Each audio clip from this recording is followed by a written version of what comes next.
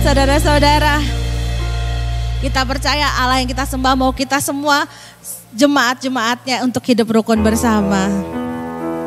Sekarang saatnya kita mau mendengarkan firman Tuhan. Kita mau siapkan hati kita. Tuhan, jadikan kami seorang murid yang siap untuk diajar ya Bapa, yang mau dengar-dengaran akan firman.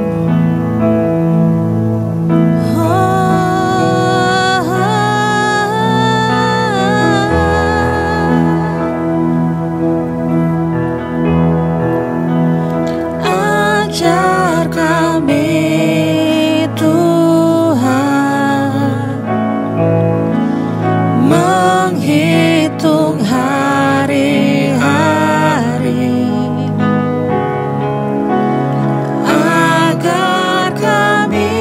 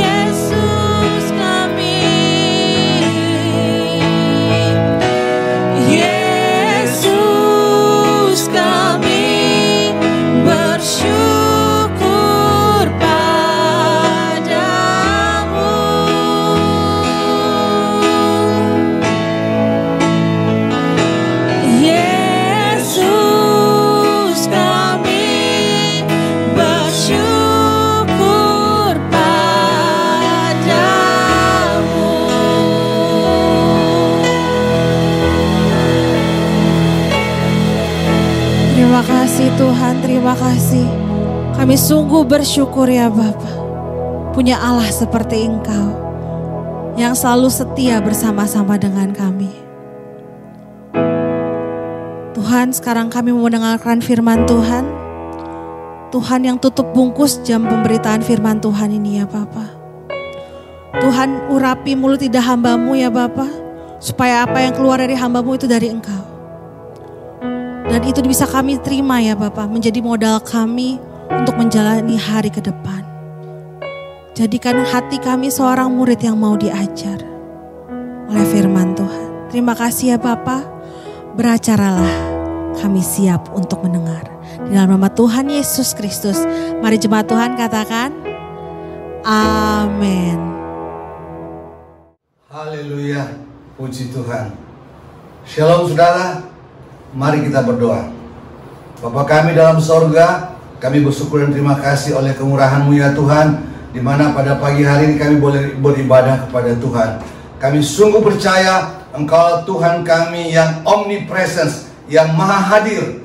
Itu sebabnya walaupun kami beribadah secara online, kami yakin dan percaya Engkau hadir di rumah kami masing-masing. Kami rindu lawatan-Mu ya Tuhan, kami rindu berkat-Mu ya Tuhan. Itu sebabnya berdoa, berkatilah hamba-Mu, pakai hamba-Mu untuk boleh menjadi saluran berkat. Berkaryalah Kau di tengah-tengah kami. Kami juga rindu akan firman-Mu, sebab firman-Mu adalah pelita bagi kaki kami dan terang bagi jalan kami. Terima kasih ya Tuhan. Segala puji, hormat, kemuliaan bagi Dikau, di dalam nama Tuhan Yesus Kristus. Haleluya. Semua kita katakan amin, amin, amin. Puji Tuhan.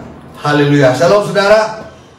Tanpa terasa sudah setahun kita mengadakan ibadah secara online atau daring oleh karena pandemi COVID-19. Tapi kita percaya bahwa ini tidak menghalangi kita untuk boleh datang bersekutu untuk berbakti bersama-sama kepada Tuhan. Kita yakin dan percaya Tuhan tetap dalam pengendaliannya, sehingga kita juga boleh mengalami berkat Tuhan lewat ibadah-ibadah kita. Amin saudara. Haleluya, puji Tuhan. Nah saudara, saya diberitahu oleh Bapak Gembala Sidang bahwa tema Gereja Pentakosta Indonesia Jakarta untuk bulan Maret ini adalah berjaga-jaga, menjaga hati. Itu sebabnya pada hari ini tema khotbah saya berikan dengan tema dan judulnya, boleh ditayangkan oleh multimedia, menjalani hidup dengan integritas. Menjalani hidup dengan integritas. Kita akan baca firman Tuhan yang pertama, Amsal 2 ayat 20 dan 21. Kemudian kita lompat Titus 2 ayat 7 dan 8. Bukalah Alkitab saudara, bukalah HP saudara yang ada Alkitab di dalamnya atau gadget apa yang saya miliki. Kita akan baca bersama-sama. Yang pertama, Amsal 2, 20 dan 21. Demikian firman Tuhan. Sebab itu tempuhlah jalan orang baik dan peliharalah jalan-jalan orang benar. Karena orang jujurlah akan mendiami tanah, dan orang yang tak bercelalah yang akan tetap tinggal di situ. Satu lagi, Titus pasal 2 ayat 7 dan 8. Titus pasal 2 ayat 7 dan 8. Dan jadikanlah dirimu sendiri suatu teladan dalam berbuat baik. Hendaklah engkau jujur dan bersungguh-sungguh dalam pengajaranmu, sehat dan tidak bercela dalam pemberitaanmu, sehingga lawan menjadi malu karena tidak ada hal-hal buruk yang dapat mereka sebarkan tentang kita. Puji nama Tuhan. Sebelum saya lanjutkan, saya mau cerita dulu sebuah cerita pendek yang pernah saya baca dan sungguh memberkati saya. Dahulu kala katanya di zaman Tiongkok kuno, rakyat menginginkan masa damai dari serangan kelompok-kelompok atau orang-orang barbar dari utara. Itu sebabnya kaisar atau raja yang memerintah pada saat itu menyuruh untuk membangun tembok yang besar, yang tebal dan tinggi, sehingga kalau mereka masuk susah karena tingginya tembok itu dan tebalnya tembok itu. Itulah yang sekarang yang disebut dengan The Great Wall of China, salah satu tanda keajaiban di dunia ini. Saudaraku, tembok itu begitu tinggi dan sangat tebal. Makanya orang kalau ke Cina pengen berjalan-jalan dan merupakan salah satu destinasi pariwisata di Tiongkok. Tapi yang herannya, dalam jangka 100 tahun setelah tembok itu dibangun, ternyata 3 kali ada serangan musuh masuk ke Tiongkok. Dan tidak ada satupun dari serangan itu yang mereka lakukan melewati memanjat tembok atau mendobrak tembok itu. Jadi apa yang terjadi? Ternyata mereka menyogok penjaga pintu gerbang yang ada di tembok tersebut, kasih suap, dan akhirnya dibukakanlah pintu dan mereka masuk menyerang. Saya percaya memang raja atau kaisar yang memerintah saat itu berhasil membangun tembok yang besar dan panjang, tinggi dan tebal, sampai terkenal sampai sekarang. Tapi mereka tidak berhasil untuk mendidik generasi seterusnya supaya hidup dalam integritas. Jadi saudaraku, apa yang perlu kita pelajari dari sini? Seringkali kita meremehkan dan memandang sebelah mata tentang pentingnya integritas. Padahal walaupun perlu ada pengorbanan dan harga yang harus dibayar demi sebuah integritas, itu akan lebih banyak risiko dan fatal akibatnya kalau kita tidak memiliki integritas. Nah saudaraku, kita kembali kepada teks pembacaan firman Tuhan.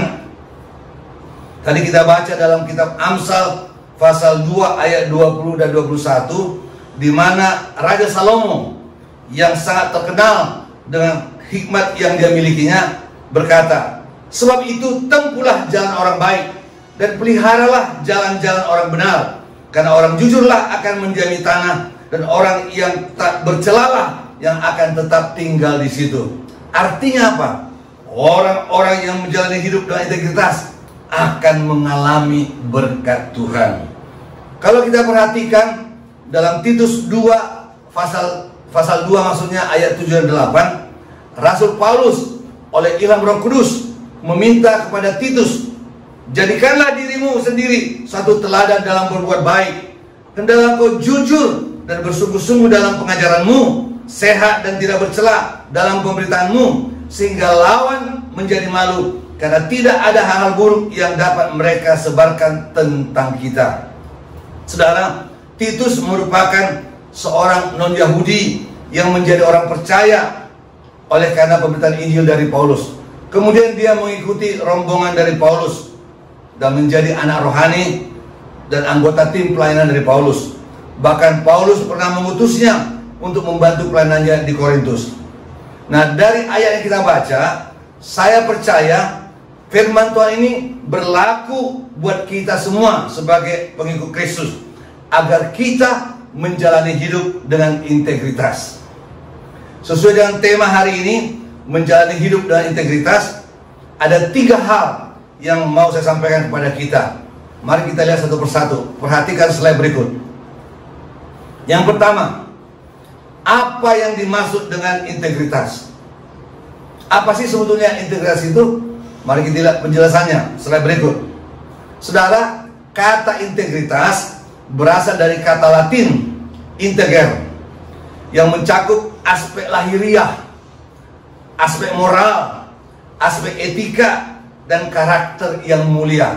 Itulah arti kata integer dari bahasa Latin. Nah, kata ini beralih menjadi bahasa Inggris integrity. Coba kita lihat slide berikut. Kata bahasa Inggris integrity berarti menyeluruh, lengkap, atau segalanya. Ada lagi yang berikut. Menurut Kamus Inggris Oxford, integrity itu menghubungkan arti, atau saya ulangi, itu integritas itu menghubungkan arti kepribadian seseorang, kepribadian seseorang, yaitu jujur dan utuh. Sekarang kita ambil ke kita bangsa Indonesia. Menurut Kamus Besar Bahasa Indonesia, integritas adalah, lihat slide berikut ini, mutu, sifat, atau keadaan yang menunjukkan kesatuan yang utuh sehingga memiliki potensi dan kemampuan untuk memancarkan kewibawaan, kejujuran. Ada juga yang mengartikan integritas sebagai berikut, slide berikut, sebagai keunggulan moral dan menyamakan integritas menjadi jati dirinya. Sehingga kita berkata, kalau si Polan memang dia orangnya berintegritas. Itu saudaraku ya. Integritas juga diartikan sebagai bertindak konsisten sesuai dengan nilai-nilai dan kode etik. Atau dengan kata lain, integritas diartikan sebagai satunya kata dengan perbuatan. Jadi bukan omong doang, atau neto, no action talk only. Jadi apa yang dikatakan juga diperbuat. Jadi saudaraku, seorang yang berintegritas senantiasa berusaha bertindak berdasarkan prinsip-prinsip kebenaran yang normatif. Juga seorang yang berintegritas adalah seorang yang memiliki keutuhan pribadi. Seorang yang berintegritas adalah seorang yang jujur dan bermoral teguh.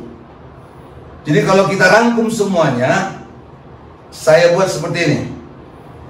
Jadi integritas berarti bertindak secara konsisten antara apa yang dikatakan dengan tingkah lakunya sesuai dengan nilai-nilai yang dianut. Nilai-nilai dapat berasal dari nilai kode etik, nilai masyarakat, atau nilai moral pribadi. Nah, saya melihat dari rangkuman ini semuanya, lihat slide berikut ini. Dikaitkan dengan tema bulan ini, menjaga hati. Jika kita dapat menjaga hati kita, kita akan memiliki integritas dalam menjalani hidup ini. Jadi itu poin yang pertama ya. Apa yang dimaksud dengan integritas? Hanya 3 poin saja. Poin yang kedua sekarang. Mengapa perlu menjalani hidup dengan integritas? Mengapa perlu? Jawabannya slide berikut.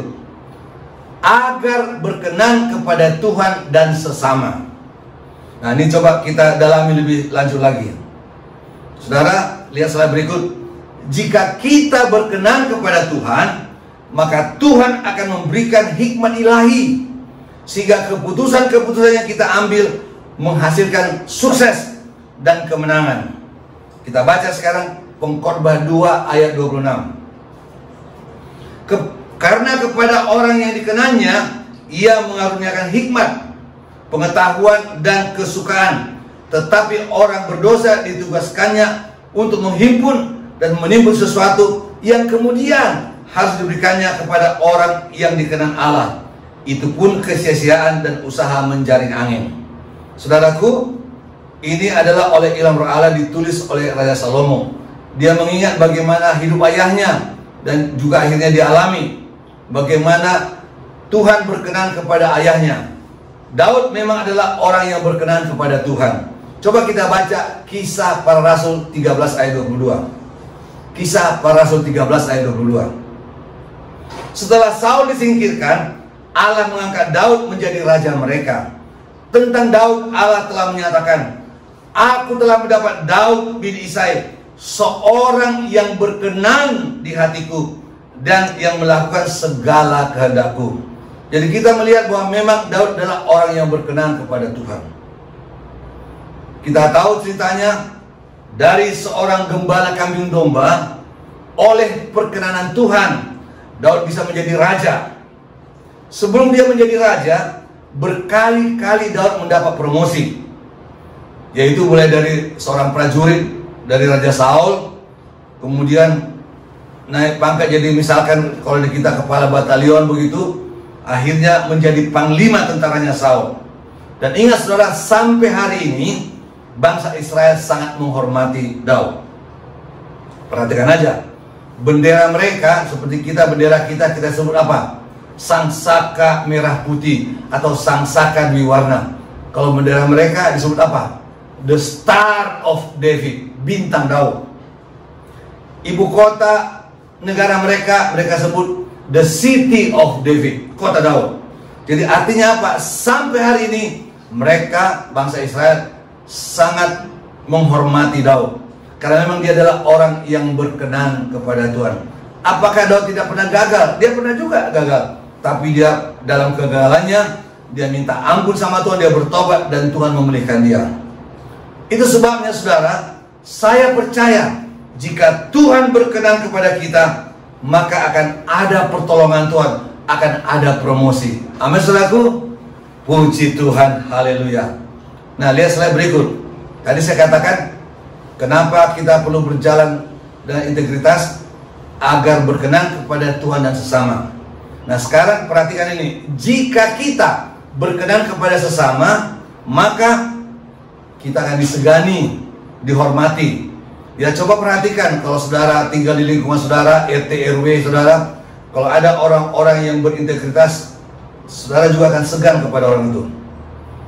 Dia tidak sembarangan ngomong. Kelakuannya, perbuatannya betul-betul menunjukkan dia orang yang berintegritas. Kita hormat, kita segan. Itulah upahnya. Kemudian kalau kita perhatikan orang yang bekerja di kantor, baik swasta maupun pemerintah, orang yang berintegritas akan mendapat promosi dari atasannya. Jadi saudaraku, betapa pentingnya kita menjalani hidup dengan integritas. Amin saudara. Puji Tuhan, haleluya. Sekarang kita masuk pada poin yang ketiga. Tadi saya katakan hanya 3 poin ya. Bagaimana kita bisa menjalani hidup dengan integritas? Bagaimana kita bisa menjalani hidup dengan integritas? Ini dia jawabannya. Yang pertama adalah banyak berdoa. Saya akan bacakan pertama Mazmur 5 ayat 4 dan 1 Tesalonika 5 ayat 17. Mazmur 5 ayat 4. Tuhan, pada waktu pagi Engkau mendengar seruanku. Pada waktu pagi aku mengatur persembahan bagimu, dan aku menunggu-nunggu. Perhatikan saudaraku, ini adalah Mazmur Daud. Setiap pagi Daud datang ke hadirat Tuhan. Dia berdoa. Jadi kita melihat bahwa Daud sangat antusias untuk datang kepada Tuhan. Pergaulan Daud yang akrab dengan Tuhan itulah yang membuat Tuhan berkenan kepadanya. Kalau kita baca 1 Tesalonika 5:17 yang berkata tetaplah berdoa, Rasul Paulus mengingatkan orang percaya tentang pentingnya berdoa. Saya yakin dengan banyak berdoa kita sedang membangun hubungan yang akrab dengan Tuhan. Berkali-kali saya katakan dalam khotbah saya, di dunia ini kalau ada orang yang akrab dengan seorang petinggi, penguasa, biasanya berkat juga akan datang. Amin saudaraku. Apalagi kalau kita bergaul akrab dengan Tuhan, maka kita akan mendapat kekuatan. Kita akan berpikir sebagaimana Tuhan berpikir, maka kita juga akan berjalan dengan integritas. Haleluya, puji Tuhan. Yang berikut, bagaimana kita bisa hidup dengan berintegritas? Banyak membaca dan merenungkan firman Tuhan. Ini ayat yang terkenal, tapi saya baca ulang bagi kita. Mazmur 1 ayat 1-3. Berbahagialah orang yang tidak berjalan menurut nasihat orang fasik, yang tidak berdiri di jalan orang berdosa, dan yang tidak duduk dalam kumpulan pencemooh. Tetapi yang kesukaannya adalah Taurat Tuhan, dan yang merenungkan Taurat itu siang dan malam. Perhatikan ayat 3. Ia seperti pohon yang ditanam di tepi aliran air, yang menghasilkan buahnya pada musimnya, dan yang tidak layu daunnya. Apa saja yang diperbuatnya berhasil. Apa saja yang diperbuatnya berhasil. Jadi saudaraku, kita melihat betapa perlunya kita membaca, merenungkan firman Tuhan. Ada tambahan alasan yang mau saya sampaikan, mengapa kita sangat perlu membaca dan merenungkan firman Tuhan. Ini dia alasannya. Yang pertama, firman Tuhan adalah Allah sendiri. Yohanes 1 ayat 1 berkata apa? Pada mulanya adalah firman. Firman itu tinggal bersama-sama dengan Allah, dan firman itu adalah Allah sendiri. Ingat saudara, Alkitab ditulis oleh ilham Roh Kudus, dan kita tahu bahwa Roh Kudus adalah Allah. Kita mengenal yang namanya Allah Tritunggal, Allah Bapa, Allah Anak, dan Allah Roh Kudus. Jadi kalau kita membaca merenungkan firman Tuhan, maka pribadi Allah itu akan juga transfer kepada kita. Haleluya, puji Tuhan. Alasan yang kedua, firman Tuhan mengandung kuasa Allah. Saya baca Ibrani 11 ayat 3 dan Roma 1 ayat 16. Ibrani 11 ayat 3. Karena iman kita mengerti bahwa alam semesta telah dijadikan oleh firman Allah, sehingga apa yang kita lihat telah terjadi dari apa yang tidak dapat kita lihat. Firman Tuhan berkuasa. Ingat pada waktu Tuhan menciptakan langit dan bumi ini, Dia hanya berfirman. Ciptakan langit dan bumi, jadilah. Jadilah terang, jadi. Firman-Nya berkuasa. Makanya saudaraku, dalam kehidupan kita sehari-hari, apabila saudara punya masalah, beban yang berat, pakai firman Tuhan, perkatakan, yakini, imani bahwa firman Tuhan berkuasa. Misalkan nih, lagi ada beban berat, ada masalah, katakan, kutip firman Tuhan, segala perkara dapat kutanggung di dalam Dia yang memberikan kekuatan kepadaku. Ingat Filipi 4 ayat 13 itu ya. Oke, satu lagi yang saya baca atau saya jelaskan, Roma 1 ayat 16. Dalam bahasa Inggris dikata, the gospel is the power of God. Injil itu adalah kuasa Allah. Memang firman Tuhan itu berkuasa. Ingat waktu Yesus Kristus dicobai, saudaraku ya, berkali-kali Yesus mengutip firman Allah dan berkata, sebab ada tertulis, sebab ada tertulis, sebab ada tertulis, dan iblis mundur, saudaraku ya. Jadi sekali lagi, firman Tuhan itu punya kuasa. Itu sebabnya kita perlu membaca dan merenungkan firman Tuhan untuk kita mendapat kekuatan yang baru lewat firman Tuhan. Yang berikut alasannya, firman Tuhan mengajar dan menuntun kita. 2 Timotius 3:16. 2 Timotius 3:16. Segala tulisan yang diilhamkan Allah memang bermanfaat untuk mengajar, untuk menyatakan kesalahan, untuk memperbaiki kelakuan, dan untuk mendidik orang dalam kebenaran. Itu sebabnya saudaraku, kalau kita banyak membaca dan merenungkan firman Tuhan, maka kita akan mendengar pengajaran bagaimana bertindak benar, bagaimana supaya tidak tercela. Dan itu sebabnya juga kita akan ditegur oleh firman Tuhan karena kesalahan kita, diinsafkan atas dosa-dosa kita, sehingga dengan demikian kita boleh berjalan dalam hidup ini dengan integritas. Haleluya, puji Tuhan. Yang berikut, firman Tuhan membuat kita berhasil dan beruntung. Saya baca Yosua 1 ayat 8. Yosua 1:8 berkata, janganlah kau lupa memperkatakan kitab Taurat ini, tapi renungkanlah itu siang dan malam, supaya kau bertindak hati-hati sesuai dengan segala yang tertulis di dalamnya. Sebab dengan demikian, perhatikan, perjalananmu akan berhasil dan engkau akan beruntung. Haleluya, puji Tuhan. Mazmur 1 ayat 1-3 tidak perlu saya baca karena tadi sudah kita baca. Artinya apa, saudaraku ya? Maka firman Tuhan ini akan menuntun kita, membuat kita berhasil, membuat kita beruntung. Tadi saya katakan, kalau kita menjalani hidup dengan integritas, maka kita akan berkenan kepada Tuhan, berkenan kepada sesama, berkenan kepada atasan kita, maka kita akan beruntung dan berhasil. Haleluya, puji Tuhan. Saudaraku, saya percaya kita akan memiliki hikmat ilahi dari firman Tuhan. Sebab firman Tuhan sangat kaya dengan petunjuk agar kita menjalani hidup ini dengan integritas. Haleluya, puji Tuhan. Sekarang kita lanjutkan dengan poin tadi, lanjutan dari bagaimana kita bisa menjalani hidup dengan integritas. Poin yang berikut, hidup percaya, berserah dan bersandar kepada Tuhan. Ini bahannya cukup banyak, satu pasal dari 1 Samuel pasal 17. Dan saya kira kita tahu cerita ini, bagaimana waktu itu Daud sedang menghadapi Goliat. Ini cerita sudah berkali-kali kita dengar, dari mulai sekolah minggu mungkin, remaja sampai khotbah-khotbah. Tapi saya percaya ini membawa inspirasi bagi kita. Kalau kita lihat pada waktu itu, bahwa orang Israel sedang terdesak, sebab oleh Goliat kemenangan demi kemenangan diraih. Tidak satupun tentaranya Saul yang berani menghadapi Goliat. Tapi Daud begitu mendengar bahwa Goliat mencaci maki, menista Allah orang Israel, Tuhan, dan juga bangsa Israel, hatinya panas.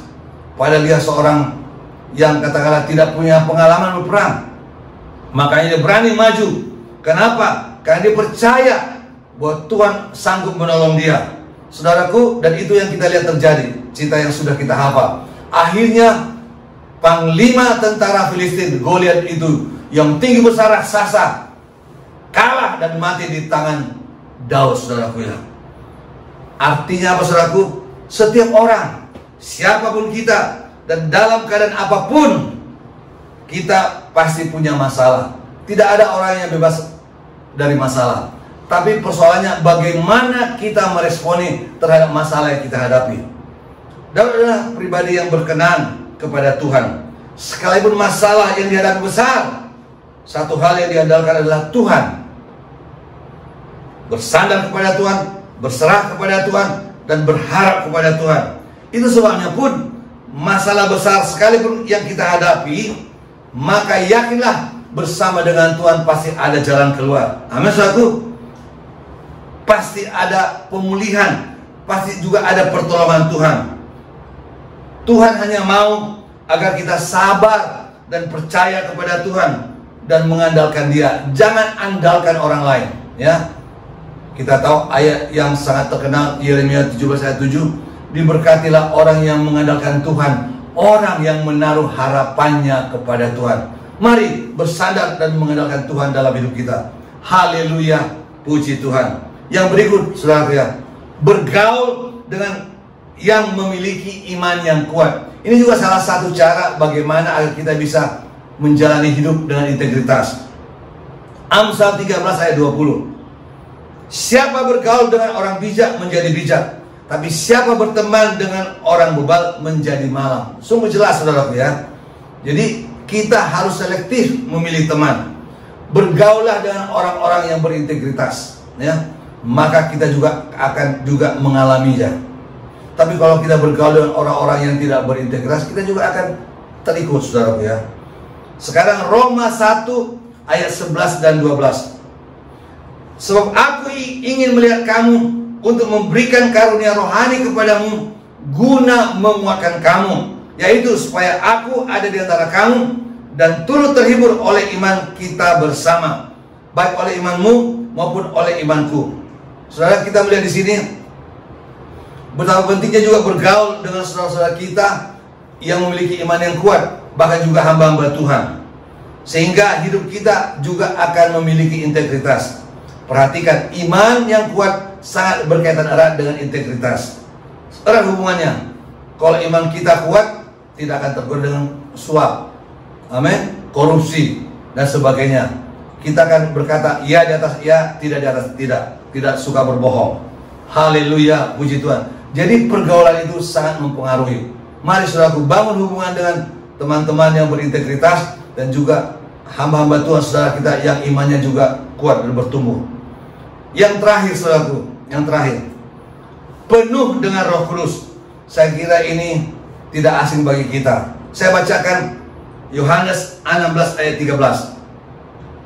Tetapi apabila Ia datang, yaitu Roh kebenaran, Ia akan memimpin kamu ke dalam seluruh kebenaran. Sebab Ia tidak akan berkata-kata dari dirinya sendiri, tapi segala sesuatu yang didengarnya, itulah yang akan dikatakannya, dan Ia akan memberitakan kepadamu hal-hal yang akan datang. Perhatikan, Roh Kudus akan memimpin kita kepada segala kebenaran.